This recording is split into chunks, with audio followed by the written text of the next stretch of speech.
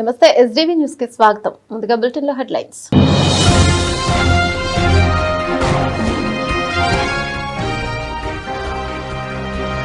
CM Chandrababu అధ్యక్షతన 6వ SIPB సమావేశం. ప్రాజెక్టులకు సంబంధించి 33,000 కోట్ల పెట్టుబడులకు ఆమోదం.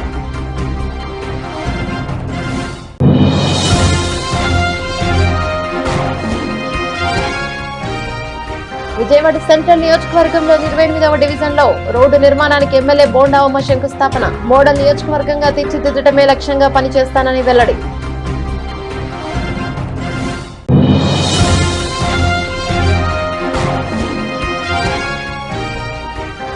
వైసీపీ నేత వల్లభనేని వంశీని జైలు నుంచి హుటాహుటిన ఆసుపత్రికి తరలించిన అధికారులు. గత కొద్ది రోజులుగా శ్వాస తీసుకోవడంలో ఇబ్బంది పడుతున్న వంశీ.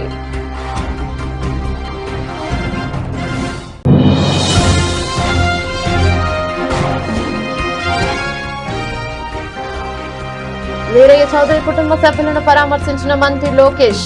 ఆయన కుటుంబ సభ్యులను పరామర్శించి ధైర్యం చెప్పిన మంత్రి. సీఎం చంద్రబాబు అధ్యక్షతన 6వ ఎస్ఐపిబి సమావేశం నిర్వహించడం జరిగింది. 19 ప్రాజెక్టులకు సంబంధించి 33,000 కోట్ల పెట్టుబడులకు ఆమోదం తెలిపారు. ఎనర్జీ, టూరిజం, ఐటీ, ఎలక్ట్రానిక్స్ రంగాలు 35,000 మందికి ఉద్యోగ అవకాశాలు కల్పించనున్నారు. ఇప్పటి వరకు 6 ఎస్ఐబిబిలో 76 ప్రాజెక్టుల ద్వారా 4,95,796 కోట్ల పెట్టుబడులకు ఆమోదాన్ని తెలిపారు. రాష్ట్రంలో పారిశ్రామిక ప్రగతికి వేగంగా అడుగులు పడుతున్నాయి. కూటమి ప్రభుత్వం తీసుకువచ్చిన నూతన పాలసీలతో రాష్ట్రంలో పెట్టుబడులు పెట్టేందుకు దేశ విదేశీ సంస్థలు ఆసక్తి చూపిస్తున్నాయి. గత ప్రభుత్వం విధానాలతో రాష్ట్రంపై విశ్వాసం కోల్పోయిన పారిశ్రామికవేత్తలను తిరిగి రాష్ట్రానికి రప్పించేందుకు ప్రభుత్వం చేస్తున్న ప్రయత్నాలు ఫలితాలను ఇస్తున్నాయి. 11 నెలల కాలంలో ఎస్ఐపిబి ఇప్పటికీ 6 సార్లు సమావేశం కాగా 76 ప్రాజెక్టులకు సంబంధించి 4,95,796 కోట్ల పెట్టుబడులకు ఆమోదాన్ని తెలిపింది. వీటి ద్వారా 4,50,934 మందికి ఉద్యోగ అవకాశాలు, ఉపాధి అవకాశాలు కలుగుతున్నాయి. తాజాగా గురువారం సచివాలయంలో సీఎం చంద్రబాబు నాయుడు అధ్యక్షతన జరిగిన 6వ ఎస్ఐపిబి సమావేశంలో 19 ప్రాజెక్టులకు ఆమోదం తెలిపారు. వీటికి సంబంధించి 33,000 కోట్లకు పైగా పెట్టుబడులకు ఆమోదం తెలిపారు. ఎనర్జీ, టూరిజం, ఐటీ, ఎలక్ట్రానిక్స్ రంగాల్లో ఈ పెట్టుబడుల ద్వారా దాదాపు 35,000 మందికి ఉద్యోగ అవకాశాలు లభించనున్నాయి. సెంట్రల్ నియోజకవర్గ సమగ్ర అభివృద్ధి మోడల్ నియోజకవర్గంగా తీర్చిదిద్దడమే లక్ష్యంగా పనిచేస్తున్నట్లు ఎమ్మెల్యే బోండా ఉమామేశ్వరరావు చెప్పారు. నియోజకవర్గంలో ప్రతి డివిజన్లోనూ ప్రజా సమస్యలపై సంపూర్ణ అవగాహన తనకుందని, ఆయా సమస్యల పరిష్కారానికి చర్యలు తీసుకుంటామని వివరించారు. సెంట్రల్ నియోజకవర్గంలోని సత్యనారాయణపురం 28వ డివిజన్లో దీర్ఘకాలంగా పరిష్కారానికి నోచుకొని నర్రావారి వీధి స్వర హాస్పిటల్ రోడ్డు నిర్మాణానికి శాసనసభ్యులు బోండా ఉమామేశ్వరరావు శంకుస్థాపన చేశారు. ఈ సందర్భంగా ఆయన మాట్లాడుతూ నియోజకవర్గంలో ప్రధాన సమస్యలుగా ఉన్న ఆర్ఓబి, ఆర్యుబిల నిర్మాణంపై దృష్టి సారించామన్నారు. 2009లో మొదలుపెట్టిన గుణదల ఆర్ఓబి నిర్మాణ పనులను టీడీపీ ప్రభుత్వం ప్రతిష్టాత్మకంగా తీసుకొని పూర్తి చేస్తోందని చెప్పారు. గుణదలలోనే మరొక వైపున ఆర్ఓబి నిర్మాణంకు కేంద్ర రాష్ట్ర ప్రభుత్వాలు గ్రీన్ సిగ్నల్ ఇచ్చారని తెలిపారు. మధురానగర్ పప్పుల మిల్లు సెంటర్లో ఆర్యుబి నిర్మాణం చేస్తామన్నారు. ఇప్పటికే నియోజకవర్గంలో సుమారుగా 200 కోట్ల రూపాయలతో అభివృద్ధి పనులు జరుగుతున్నాయని, కొన్ని పనులు ఇప్పటికే పూర్తయినట్లు వివరించారు. స్థానిక కార్పొరేటర్ వీరమాచినేని లలిత మాట్లాడుతూ ఎంతో కాలంగా నర్రావారి వీధి రహదారి నిర్మాణానికి ప్రతిపాదనను పంపిన గత ప్రభుత్వం విధులు కేటాయించలేదన్నారు. ఈ నియోజకవర్గంలో నేను శాసనసభ్యుడిగా తెలుగుదేశం ప్రభుత్వం వచ్చినాక అభివృద్ధి పనులు వేగవంతమైనవి. గతంలో 5 సంవత్సరాలు మాకు పార్టీ నుంచి కార్పొరేటర్లు ఉన్నా అన్ని రకాలుగా కూడా వాళ్ళు పెట్టిన ప్రతిపాదనని పెండింగ్లో పెట్టి ఇబ్బందులకు గురి చేశారు. ఈరోజు తెలుగుదేశం ప్రభుత్వం వచ్చినాక అభివృద్ధి వేగవంతమైంది.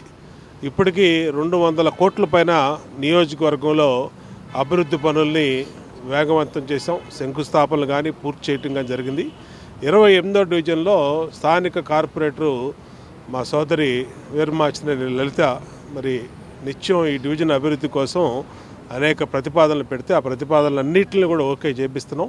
దాదాపు 6,76,00,000 ఇప్పటికీ ఈ డివిజన్లో మా లలిత కార్పొరేటర్గా నిత్యం కూడా అభివృద్ధి పనులు పూర్తి చేయడం జరిగింది. ఈరోజు ఎప్పటి నుంచో పెండింగ్లో ఉన్నటువంటి నర్రావారి వీధి స్వర హాస్పిటల్ పక్కన రోడ్డు మరి గతంలో ఎప్పటి నుంచో కూడా పెండింగ్ ఉంది. దాన్ని 98 లక్షలతో 78 లక్షలతో మరి ఈ రోజున శంకుస్థాపన చేసాం. మా ఈ శ్రీనివాసరెడ్డి గారు కానీ అలాగే డివిజన్ పార్టీ అధ్యక్షుడు సీను కానీ నాయుడు కానీ అలాగే కార్యదర్శులు కానీ అందరూ కూడా సంతోషంగా ఉంది. ఏది ఏవైనా ప్రతి డివిజన్లో సమస్యల మీద పూర్తి అవగాహన ఉంది. ఆ డివిజన్ సమస్యల్ని పరిష్కరించడంలో ఒక పద్ధతి ప్రకారం ముందుకెళ్తా ఉన్నాం. అన్ని డివిజన్లో రోడ్లు కానీ, డ్రైన్లు కానీ, కమ్యూనిటీ హాల్స్ కానీ, ప్రాథమిక ఆరోగ్య కేంద్రాలు కానీ అన్నిటిని కూడా పూర్తి చేయటం జరుగుద్ది. ప్రధానంగా ఈ నియోజకవర్గానికి ఉన్నటువంటి సమస్యలు రైల్ ఓవర్ బ్రిడ్జ్లు గుణదల్లో కానీ, గుణదల ఆర్ఓబి దాదాపు 2009లో మొదలుపెట్టింది, ఇవాళకి పెండింగ్లో ఉంది. దాన్ని కూడా ఇప్పుడు రైల్వే అధికారులతో ఎంపీ కేశినేని శివనాథ్ గారు మేము కూడా మాట్లాడటం జరిగింది. దాన్ని వేగవంతం చేస్తూ ఉన్నాం. ఇంకొకటి గుణదల వెనకాల ఉన్నటువంటి చివర లైన్లో ఉన్నటువంటి ఆర్ఓబి దాన్ని కూడా శాంక్షన్ తీసుకొచ్చాం. త్వరలో ప్రతిపాదనలు ఎస్టిమేషన్లు రెడీ చేసి దాన్ని కూడా మొదలు పెడతాం. అట్లాగే పప్పుల మిల్లు దగ్గర రైల్ అండర్ బ్రిడ్జ్ని పెట్టాలని ప్రతిపాదన నిన్న కూడా అధికారులు పంపించాం. అధికారులు జాయింట్ ఇన్స్పెక్షన్ చేశారు. దాన్ని కూడా త్వరలో ఫీజిబిలిటీ రిపోర్ట్ వచ్చినాక దాన్ని కూడా చేస్తాం. సింగనగర్ ఫ్లైఓవర్ దగ్గర రెండో అదనపు ఫ్లైఓవర్ అవసరం ఉంది. దాన్ని కూడా ఇప్పుడు కమిటీని ముందుకు తీసుకెళ్తా ఉన్నాం. వాళ్ళు వచ్చి అన్ని సర్వేలు చేశారు. ఏది ఏమైనా ఈ నియోజకవర్గం అభివృద్ధి పదంలో ముందుకు తీసుకెళ్ళటమే లక్ష్యంగా పనిచేస్తాం. ఖచ్చితంగా ఈ నియోజకవర్గాన్ని ఒక మోడల్ నియోజకవర్గంగా ఇవాళ 28వ డివిజన్ కార్పొరేటర్గా చాలా ఆనందంగా ఉంది. ఎందుకనంటే ఇది ఎప్పటి నుంచో ఈ స్వరా హాస్పిటల్ రోడ్డు, నర్రావారి వీధి వీళ్ళందరూ రోడ్లు అడగటం జరిగింది. గత గవర్నమెంట్లో పార్టీల పరంగా పోయి పార్టీ కార్పొరేటర్ అంటేనే పనిచేసే విధంగా చేయటం జరిగింది. కానీ ఇవాళ నిన్న అంతా తెలుసుకుని పని మొదలు పెట్టడానికి సంవత్సరం టైం పట్టిన ఈ కొంత టైంలోనే ఎన్నో వర్కులు నేను చేయించడం జరిగింది. అదే ఇదిలో ఈ రోడ్డు కూడా 78 లక్షలతో డ్రైనేజ్, వాటరు అన్నీ కూడా సదుపాయాలు ఇక్కడ స్థానికులకు కల్పించడం జరిగింది. కానీ వీళ్ళందరూ నమ్మించి గెలిపించినందుకు ఏమీ చేయలేకపోయానన్న బాధతో ఉన్నప్పుడు మన ఎలక్షన్స్లో ప్రజలు మంచిగా పనిచేసిన వాళ్ళకి ఎట్టా పట్టం కడతారో అదేవిధంగా బాండ్ ఉమ్మన్నని లాస్ట్ గవర్నమెంట్లో మిస్ అయినందుకు ఈసారి అత్యధిక మెజార్టీతో గెలిపించి సెంట్రల్ నియోజకవర్గం అంటే ఏంటో చూపించడం జరిగింది. అదేవిధంగా సెంట్రల్ నియోజకవర్గం అభివృద్ధి పదంలో ఎట్లా ముందుకెళ్తుందో కూడా ఉమ్మన్న ఎంత చొరవ తీసుకుని ప్రతి డివిజన్ పార్టీలకు అతీతంగా కార్పొరేటర్లు చెప్తే అది పనిచేయించుతా ముందుకు నడుస్తున్నారు. ఆయన లాంటి ఎమ్మెల్యే మా అందరికీ తోడుగా ఉంటే మేము ధైర్యంగా ప్రజలకు ఇచ్చిన మాటలని అన్నిటినీ నెరవేరుస్తూ ముందుకు నడుస్తామని చెప్పి ఉమ్మన్నికి అదేవిధంగా ఈ గారి కమిషనర్ గారికి అందరికీ కూడా నేను నా ధన్యవాదాలు తెలియజేసుకుంటూ సెలవు తీసుకుంటాను. మాజీ ఎమ్మెల్యే వైసీపీ నేత వల్లభనేని వంశీని జైలు అధికారులు విజయవాడ ప్రభుత్వ ఆసుపత్రికి తీసుకువచ్చారు. గత కొద్ది రోజులుగా వంశీ శ్వాస తీసుకోవడంలో ఇబ్బంది పడుతున్నారు. దీంతో వైద్య పరీక్షల కోసం ఆయన గురువారం ఉదయం ఆసుపత్రికి తీసుకెళ్లి చికిత్సను అందజేస్తున్నారు. శ్వాస తీసుకోవడంలో ఇబ్బందులు పడుతున్న విషయాన్ని నిన్న ఏసీబీ కోర్టుకు వంశీ విన్నవించారు. ఇక దీంతో ప్రభుత్వ ఆసుపత్రిలో చికిత్స చేయించాలని కోర్టు ఆదేశించింది. క్రమంలో ఈరోజు జిల్లా జైలు నుంచి వంశీని జైలు అధికారులు ఆసుపత్రికి తరలించి వైద్య చికిత్సను అందిస్తున్నారు. వైద్యుల పరీక్షల అనంతరం జైలుకు వంశీని తరలించారు.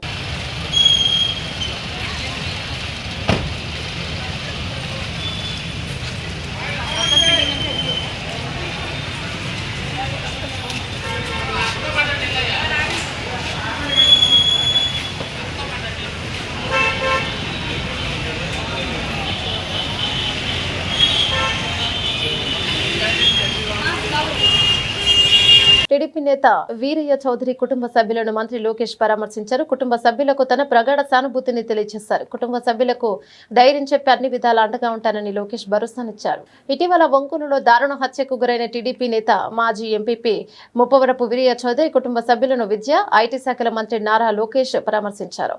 ఈరోజు ఉదయం ప్రకాశం జిల్లా నాగులప్పలపాడు మండలం అమనబ్రోల్లోని వీరయ్య చౌదరి నివాసానికి వెళ్లిన మంత్రి లోకేష్ ముందుగా ఆయన చిత్రపటానికి పూలమాల వేసి నివాళులర్పించారు. అనంతరం వీరయ్య చౌదరి సతీమణి, కుమారుడు, ఇతర కుటుంబ సభ్యులను పరామర్శించి ధైర్యం చెప్పారు. వీరయ్య చౌదరితో తనకున్న అనుబంధాన్ని సందర్భంగా మంత్రి గుర్తు చేసుకున్నారు. యువగలం పాదయాత్ర సమయంలో తనతో పాటు అడుగులు వేశారని, పార్టీ బలోపేతం కోసం కృషి చేసిన వీరయ్య చౌదరి దారుణ హత్య బాధాకరమన్నారు. హత్య నిందితులను కఠినంగా శిక్షిస్తామన్నారు. వీరయ్య చౌదరి కుటుంబానికి పార్టీ అన్ని విధాలుగా అండగా ఉంటుందని భరోసానిచ్చారు. మండు వేసవిలో విజయవాడకు చిరు చినుకై కురిసావే అంటూ విజయవాడ, గుంటూరు ప్రజలను పలకరించేందుకు మే 31న మంగళగిరి వద్ద సీకే కన్వెన్షన్ లో 6 గంటలకు హరిచరణ్ సంగత విభావరి జరగనున్నదని రవి మెలోడిక్స్ మేనేజింగ్ డైరెక్టర్ రవికుమార్ మంద అన్నారు. గురువారం లబ్బీపేటలోని ఓ హోటల్లో జరిగిన విలేకరుల సమావేశంలో ఇళయరాజా, యార్ రెహమాన్ కి ఇష్టమైన గాయకుడు హరిచరణ్ అని నిఘర్వి అని Ravi melodies managing director Ravikumar మంద అన్నారు. ఇక సంస్థ ఆర్టిస్ట్ మేనేజర్ మహేష్ మంద మాట్లాడుతూ విజయవాడకు మంచి సంగీత విభావరి రావాలని రవి కోరుకున్నారని అన్నారు. అక్సా ఖాన్ మాట్లాడుతూ విజయవాడలో 31న ఈవెంట్ విజయవంతం కావాలని కోరారు. హరిచరణ్ తో వేదిక పంచుకోవడం గర్వంగా ఫీల్ అవుతున్నానని అన్నారు. అనంతరం హరిచరణ్, అక్సా ఖాన్లు గుంటూరు, విజయవాడ అభిమానులతో కలిసి ఆటపాటలతో అలరించారు. ఈ కార్యక్రమంలో Bommineni infrastructure managing director Naveen, Harshitha, developers chairman Pandurangarao, Ravi melodies డైరెక్టర్లు రమేష్ మంద, రాజేష్ మంద, ఎంజీటీవీ అధినేత పెనుముచ్చు శేఖర్, విజయవాడ, గుంటూరు అభిమానులు పెద్ద ఎత్తున పాల్గొన్నారు. I'll definitely sing for you, but I just want to address the gathering also. So, అందరికీ నమస్కారం అండి. రావడానికి చాలా చాలా థ్యాంక్స్, ఎస్పెషలీ మీడియా వారికి. నేను హరిచరణ్. ఇప్పటి వరకు 20 సంవత్సరాలు నేను చాలా చాలా సాంగ్స్ పాడాను ఫిలిం ఇండస్ట్రీలో, especially south Indian, Telugu, Tamil, Malayalam, Kannada, Hindi. But very very specially I have sung చాలా అందంగా సాంగ్స్ తెలుగు ఫిలిమ్స్లో పాడాను. ఆ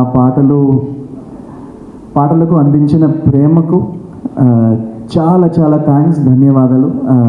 To all the listeners, all the wonderful people who have always given me love and support for the songs, and chala chala thanks andi for all the support. I have done a lot of shows all over the world and in India, but this will be my first ever public show in Vijayawada.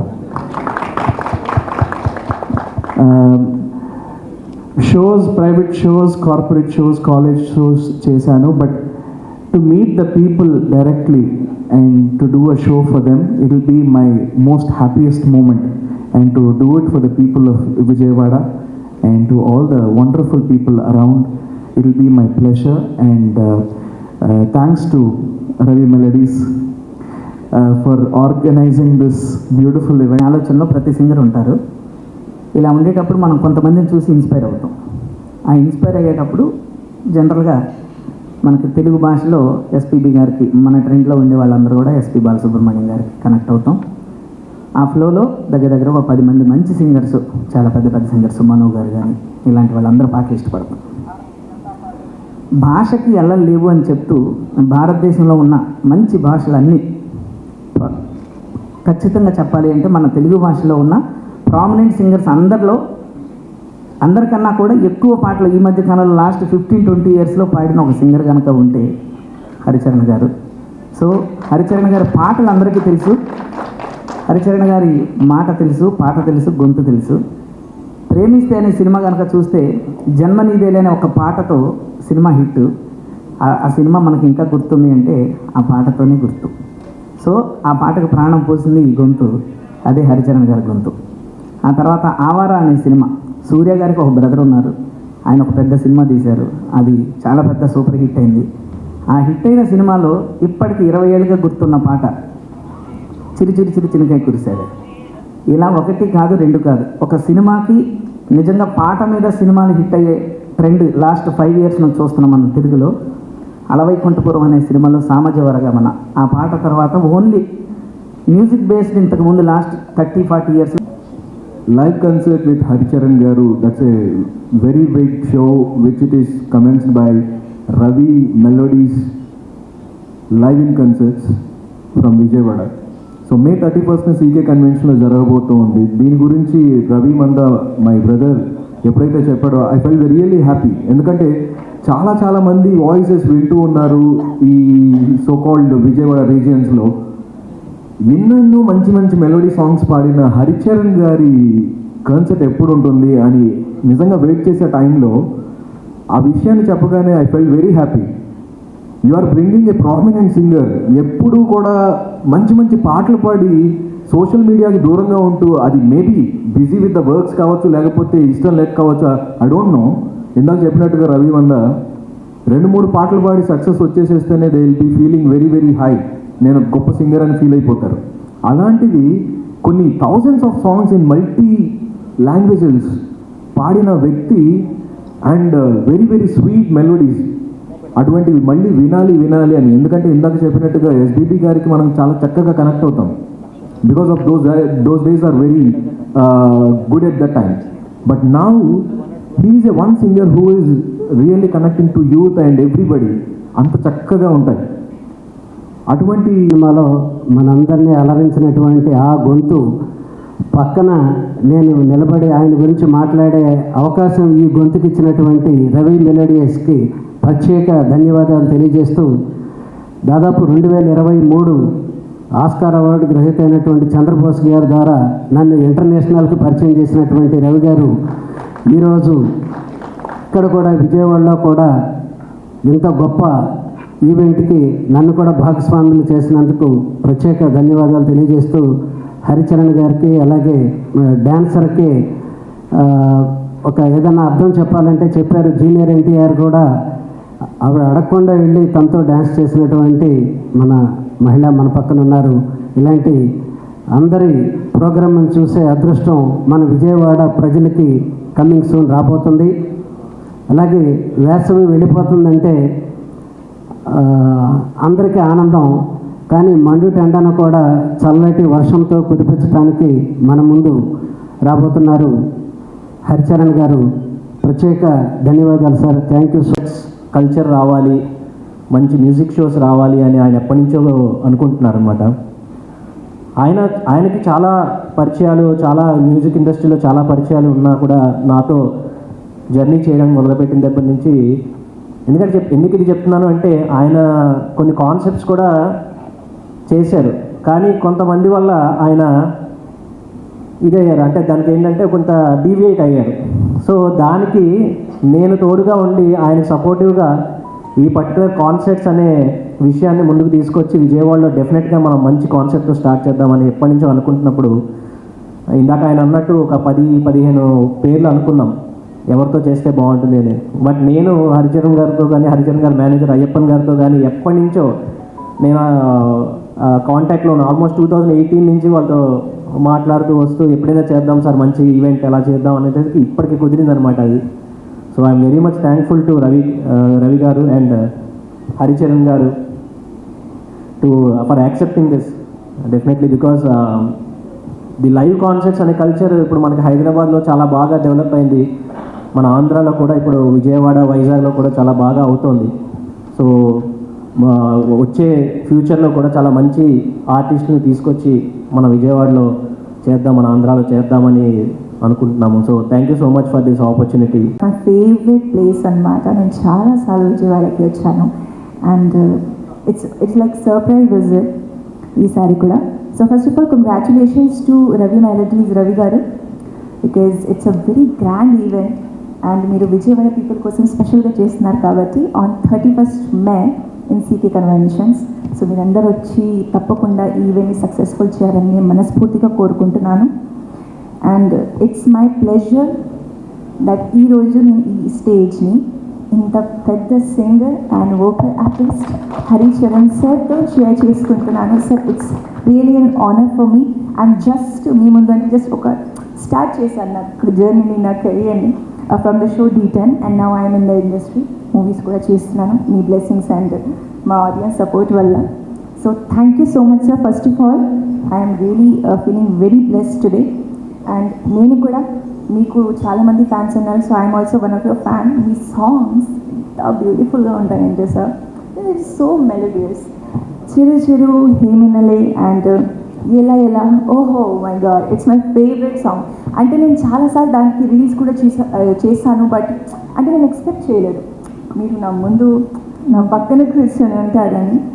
I'm so glad sir and it's really an honour మీరు ఇక్కడ వచ్చారు. And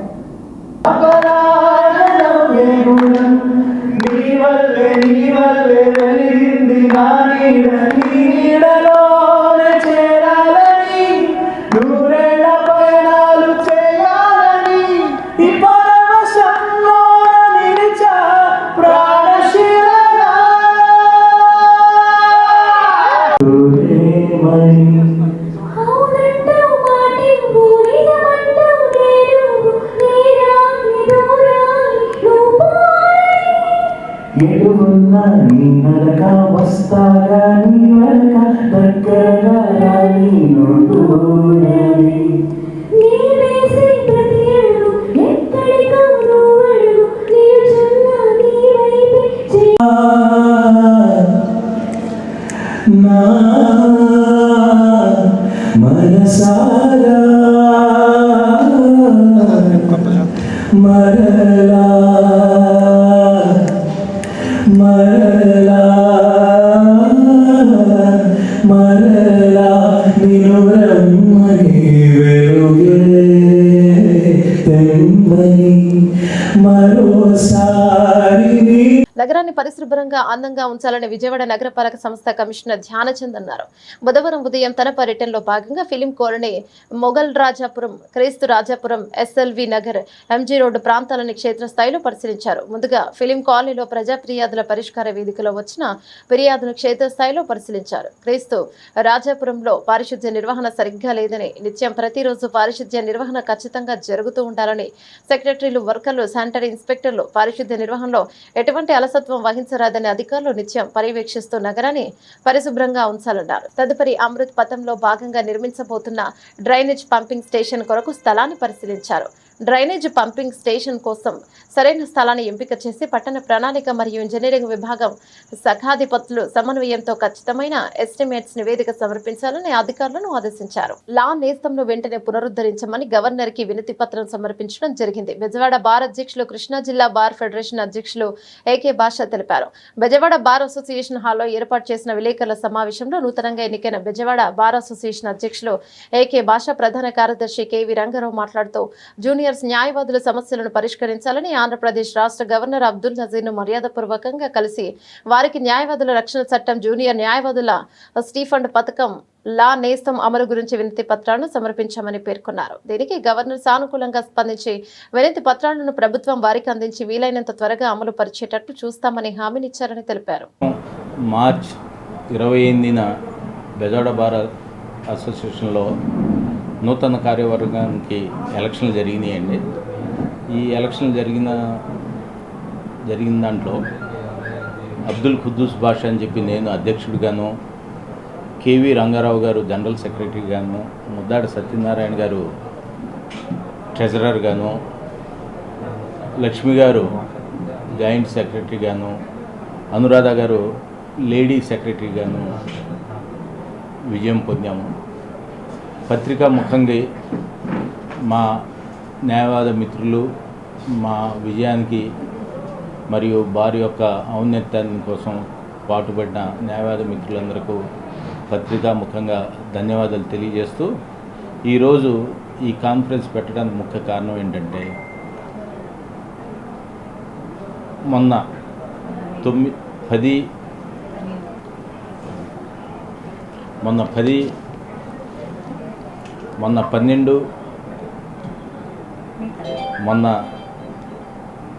మే 12వ తారీఖున మన governor గారైన justice Abdul Nazir గారిని మా governing body కలిసాము. Governing body కలిసి మర్యాదపూర్వకంగా కలిసాము. ఆయన కలిసిన తర్వాత మాతో 40 నిమిషాల దాకా రాష్ట్రం యొక్క అభివృద్ధి గురించి, రాష్ట్ర యొక్క మంచి చెడుల గురించి, మా ప్రాక్టీసు, మా న్యాయవాదుల మిత్రుల యొక్క కష్టాలు, సుఖాలు, వీటి గురించి డిస్కస్ చేసుకుంటూ 2 వినతి పత్రాలు ఇచ్చామండి. మన న్యాయవాదుల తరఫున అడ్వకేట్ ప్రొటెక్షన్ యాక్ట్ కొత్తగా భారతదేశం మొత్తం అమలు చేయడం ట్రై చేస్తున్నారు. దాన్ని వీలున్నంత త్వరగా రాష్ట్ర ప్రభుత్వం అమలు చేయాలని చెప్పి రికమెండేషన్ చేయమని చెప్పి, అదేవిధంగా మన ఆంధ్రప్రదేశ్ భారతదేశంలో ఎక్కడా లేని విధంగా జూనియర్ న్యాయవాదులకి లా నేస్తామని చెప్పి ఒక గొప్ప పథకం పెట్టారు. ఆర్థికంగా వెనుకబడిన న్యాయవాదులు, జూనియర్ న్యాయవాదులు మన ప్రాక్టీస్కి రాగానే వాళ్ళకి ఖర్చుల నిమిత్తం, అంటే న్యాయవాది వృత్తిలో కొంత స్థిరపడే వరకు స్టైఫండ్గా నెలకు 5,000 చొప్పున శాంక్షన్ చేశారు. ఇది 2019 నుండి ప్రభుత్వం దాన్ని శాంక్షన్ చేశారు. దాని తర్వాత కొన్ని నెలలు ఇస్తూ ఒక్కొక్కసారి 3 నెలలు 4 నెలలకు ఒకేసారి స్టైఫండ్ ఇస్తూ వచ్చారు. దాని తర్వాత ఇప్పుడున్న ప్రభుత్వం కూడా దాన్ని న్యాయమిత్రగా మారుస్తామని చెప్పి అదే దాన్నే కంటిన్యూ చేస్తామని చెప్పి ఎలక్షన్లో మేనిఫెస్టోలో పెట్టారు. దాన్ని అమలు చేయమని చెప్పి మేము 12/5/2012 గవర్నర్ గారికి కూడా ఇచ్చామండి. న్యాయమిత్రను కూడా ఎమ్మటే ఇంప్లిమెంట్ చేయాలని చెప్పి గత 4 నెలల నుండి జూనియర్ న్యాయవాదులకి స్టైఫండ్ రాక చాలా ఇబ్బంది పడుతున్నారని చెప్పి నేను అధ్యక్షుడి హోదాలో మా జనరల్ సెక్రటరీ గారు రంగారావు గారు అందరం కలిసి గవర్నర్ గారికి ఇచ్చాము. వాళ్ళకి ఎంతో సంతోషకరమైన వార్త కింద లేకపోవచ్చు. గత ప్రభుత్వం 2019లో ప్రవేశపెట్టిన ఈ పథకం ఆ రోజుల్లో 5,000 ఇచ్చారు. ఈ ప్రభుత్వం కూడా తెలుగుదేశం ప్రభుత్వం హామీ ఏమి ఇచ్చిందంటే న్యాయవాదులకి 5,000 ఇస్తున్నారు, మీకు 10,000 ఇస్తామని హామీ ఇచ్చారు.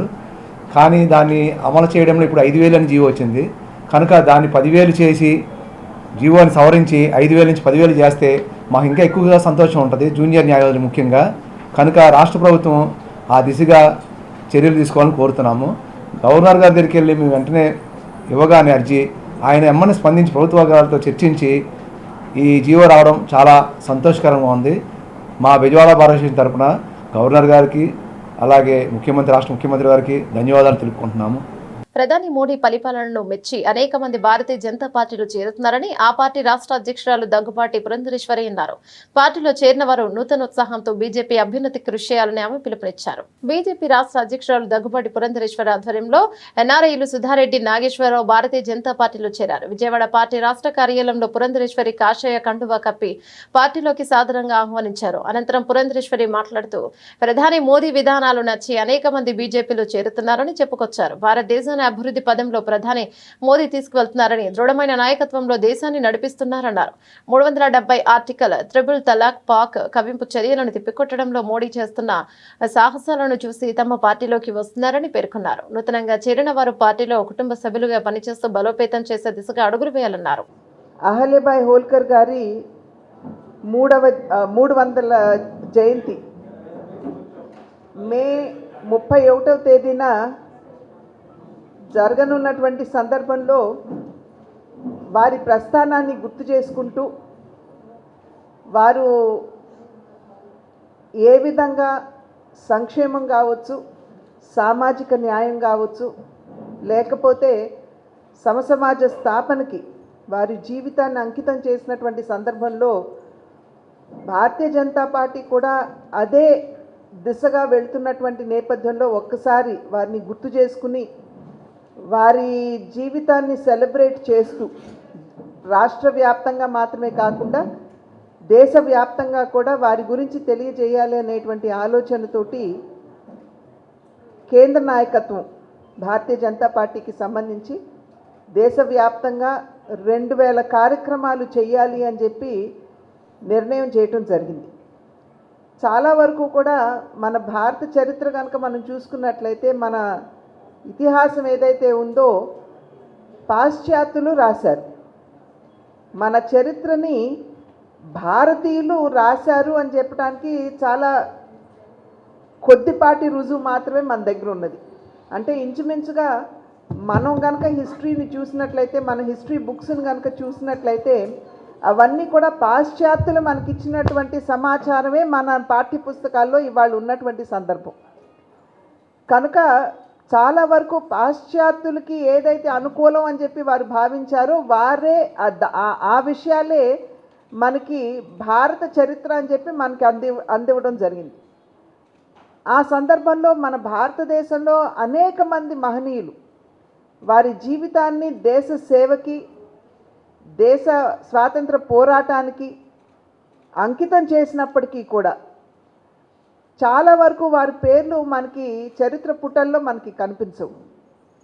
ఇవాళ నరేంద్ర మోడీ గారు దేశ ప్రధాని అయిన తర్వాత అంటే 2014 నాటి నుండి నిజంగా అటువంటి మహనీయులు ఎవరైతే ఉన్నారో, ఎవరైతే వారి చరిత్ర కానీ చివరికి వారి పేరు కూడా మన పాఠ్య పుస్తకాల్లో మన చరిత్రలో చూడనటువంటి సందర్భంలో, విననటువంటి సందర్భంలో భావి పౌరులకు కూడా వారి గురించి తెలియజేయవలసినటువంటి బాధ్యత చాలా వరకు ఈ తరం మీద ఉన్నటువంటి నేపథ్యంలో అటువంటి వారి చరిత్రని ముందుకు తీసుకువెళ్ళాలి, మన భావితరాల వారికి కూడా తెలియజేయాలి అనేటువంటి ఒక సంకల్పం. భారతీయ జనతా పార్టీ నాయకత్వంలో, నరేంద్ర మోడీ గారి నాయకత్వంలో ఉన్నటువంటి ఎన్డీఏ కూటమి అందిస్తుంది అని చెప్పడంలో ఎటువంటి ఇది సత్యదూరమైనటువంటి విషయం కాదు. ఇవాళ అన్ని వర్గాల వారికి న్యాయం చేయాలి అనేటువంటి తపన ఎన్డీఏ పరిపాలనలో కనపడుతుంది. దృఢమైనటువంటి నిర్ణయాలు తీసుకునేటువంటి సామర్థ్యం ఇవాళ ఎన్డీఏ పరిపాలనలో మనం చూస్తున్నాం. ఎటువంటి చొరబాటుదనం కావచ్చు, లేకపోతే మన దేశం మీద దాడి కావచ్చు, తిప్పికొట్టేటువంటి సామర్థ్యం ఈ మధ్యనే మనం చూసాం. ఏప్రిల్ 22న జరిగినటువంటి కవ్వింపు చర్య, దానికి ధీటుగా వారి ఉగ్ర స్థావరాల్ని పాకిస్తాన్లో ఉన్నటువంటి ఉగ్ర స్థావరాల్ని ధ్వంసం చేయడం జరిగింది. ఆ తర్వాత కూడా వెనకాడకుండా పాకిస్తాన్ ఎప్పుడైతే మన పౌరుల మీద దాడి చేయటం ప్రారంభించారో చాలా ఖచ్చితత్వంతో మనం వారికి ఉన్నటువంటి బేస్ క్యాంప్స్, మిలిటరీ బేస్ క్యాంప్స్ని మనం టార్గెట్ చేసి వాటిని ధ్వంసం చేయటం జరిగింది. అమెరికా లాంటి అభివృద్ధి చెందినటువంటి దేశాలు మీతో మేము వర్తకం చేయాలి అని అంటే, మీరు సీజ్ ఫైర్ చేయాలి అని అన్నా, మోడీ గారు ఇచ్చినటువంటి ధీటైనటువంటి సమాధానం మనం అందరం కూడా విన్నాం. మీరు ఉగ్రవాదాన్ని, ట్రేడ్ని, లేదా చర్చలు, ట్రేడ్ని, వ్యాపారాన్ని ఒకే గాడిలో కట్టి మీరు చూడటానికి వీలు లేదు, ఎటువంటి బెదిరింపులకి కూడా మేము బెదరం అని చెప్పి మోడీ గారు చెప్పడం జరిగింది. ఇవాళ చూసినట్లయితే సింధు జలాలు ఏవైతే మేము పాకిస్తాన్కి, మా దేశం మీద దాడి చేసి అమాయకులైనటువంటి పౌరుల్ని చంపుతున్నటువంటి సందర్భంలో సింధు జలాల్ని ఏదైతే మన అధీనంలో ఉన్నటువంటి ఆ 3 ట్రిబ్యూటరీస్ని కూడా మనం ఆపేశాము. ఇవాళ పాకిస్తాను లేఖ రాసింది, వరల్డ్ బ్యాంక్కి రాసింది, యుఎన్కి రాసింది, మన భారత ప్రభుత్వానికి రాసింది. మాకు అక్కడ నీళ్లు లేకపోతే మేము వ్యవసాయం చేయలేకపోతున్నాము, మేము కటకట్లాడుతున్నాము, మాకు నీళ్లు విడుదల చేయండి అని చెప్పారు. కానీ మోడీ గారు చెప్పిన మాట మాత్రం ఒకటే, మీరు పాక్ ఆక్యుపైడ్ కశ్మీర్ మీద మాట్లాడతాను అంటే మీరు ముందుకు రండి, అదేవిధంగా ఉగ్రవాదాన్ని మేము పరిసమాప్తం చేస్తాము అని అంటే మేము చర్చలకి సన్నద్ధం, కానీ మీరు ఇటువంటి అర్జీలతో వచ్చినట్లయితే మేము సన్నద్ధంగా లేవని చెప్పి గట్టిగా మోడీ గారు చెప్పడం జరిగింది.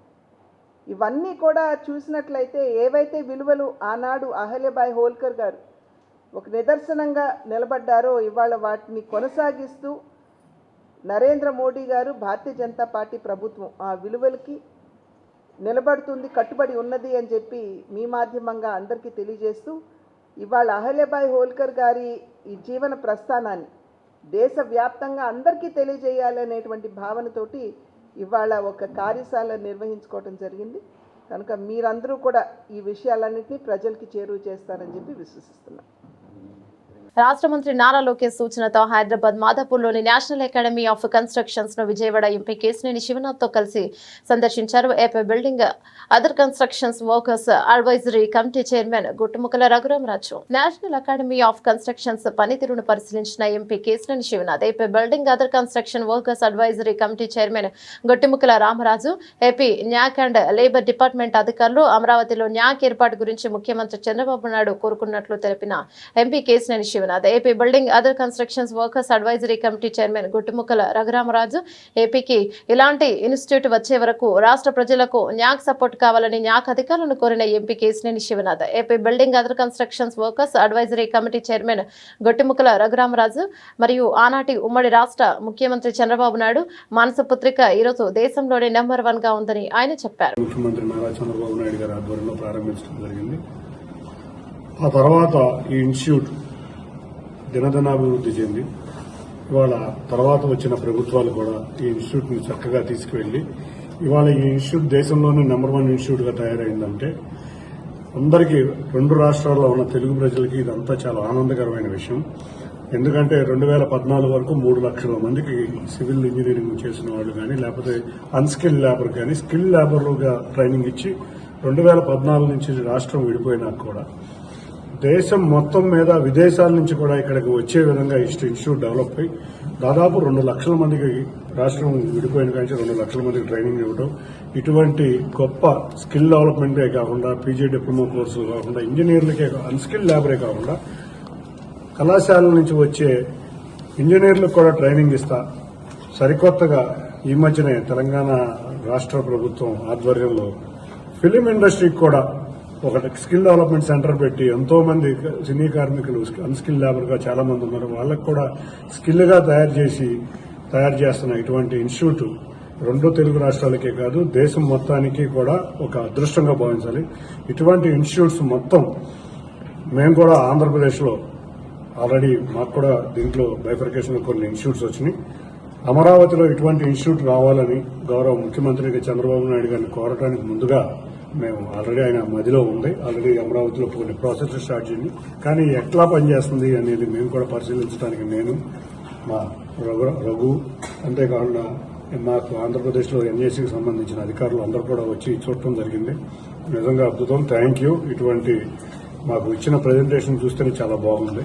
తప్పకుండా ఇక్కడ ఉన్న ఎన్ఏసీలో పనిచేస్తున్న డైరెక్టర్లకు కానీ స్టాఫ్ కానీ ఇటువంటి ప్రతిష్టాత్మక ఇన్స్టిట్యూట్ని ఈ విధంగా రన్ చేస్తున్నందుకు అందరికీ థ్యాంక్ యూ చెప్తా.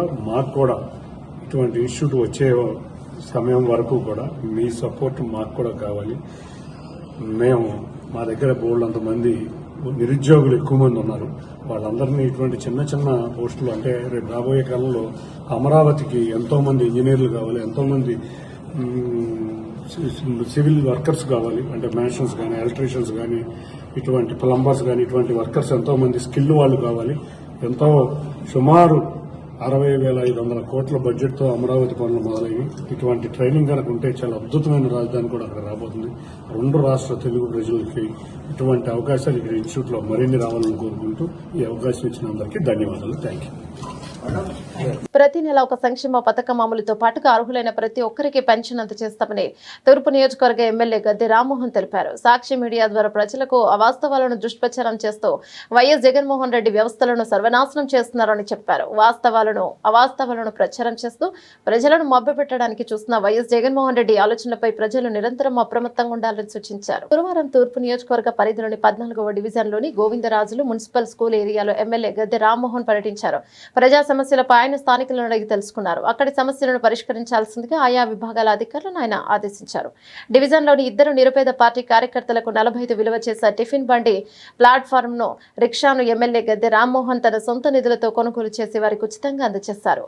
ఈ సందర్భంగా ఎమ్మెల్యే గద్దె రామ్మోహన్ మాట్లాడుతూ తెలుగుదేశం పార్టీ పొలిట్ బ్యూరో సమావేశంలో చాలా మంది నిర్ణయాలు తీసుకున్నారని చెప్పారు.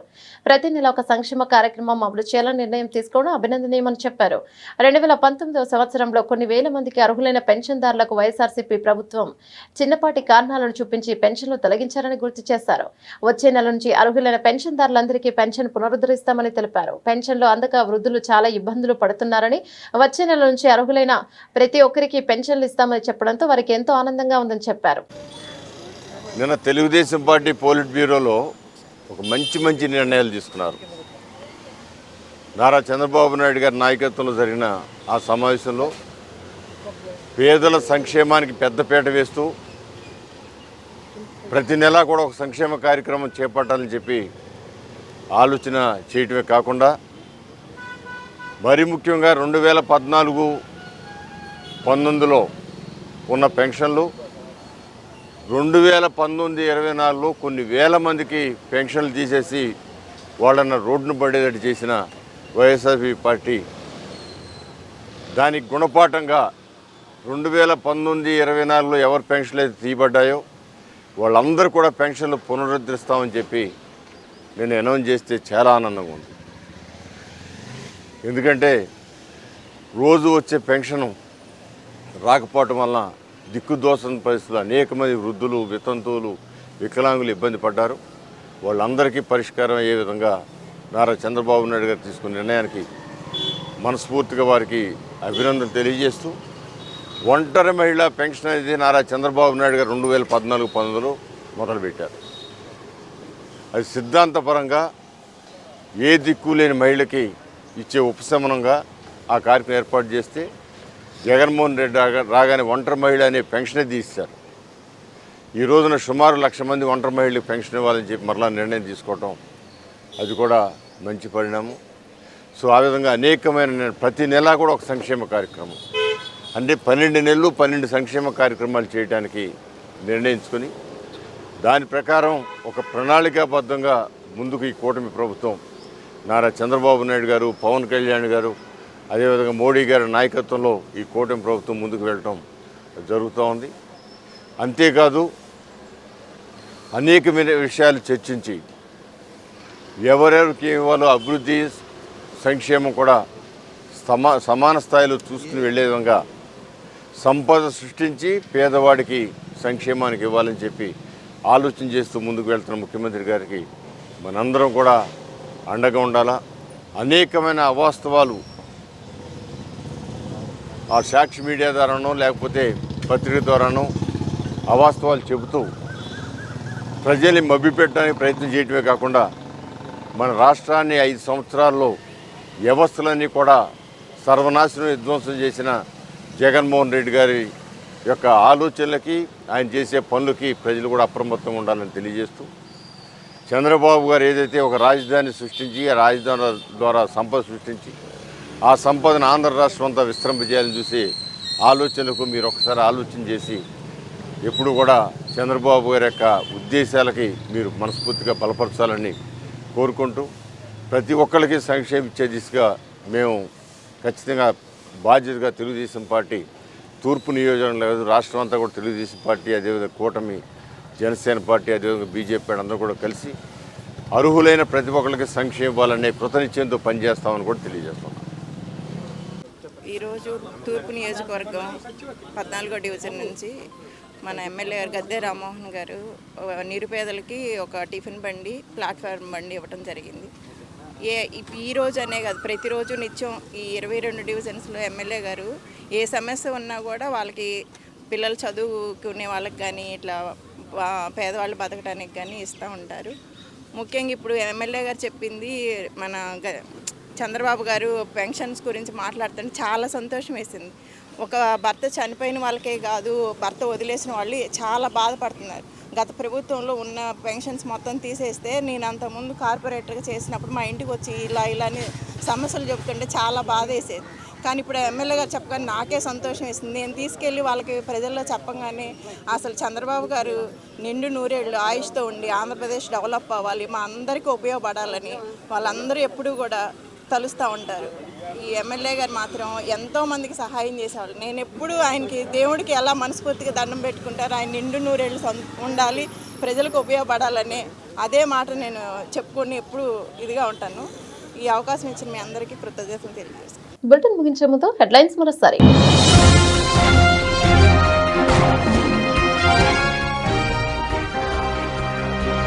సీఎం చంద్రబాబు అధ్యక్షతన 6వ SIPB సమావేశం. ప్రాజెక్టులకు సంబంధించి 33,000 కోట్ల పెట్టుబడులకు ఆమోదం.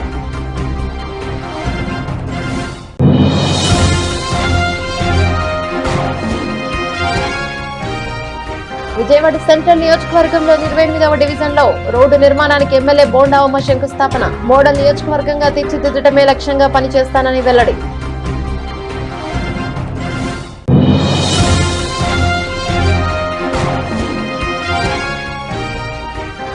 వైసీపీ నేత వల్లభనేని వంశీని జైలు నుంచి హుటాహుటిన ఆసుపత్రికి తరలించిన అధికారులు. గత కొద్ది రోజులుగా శ్వాస తీసుకోవడంలో ఇబ్బంది పడుతున్న వంశీ.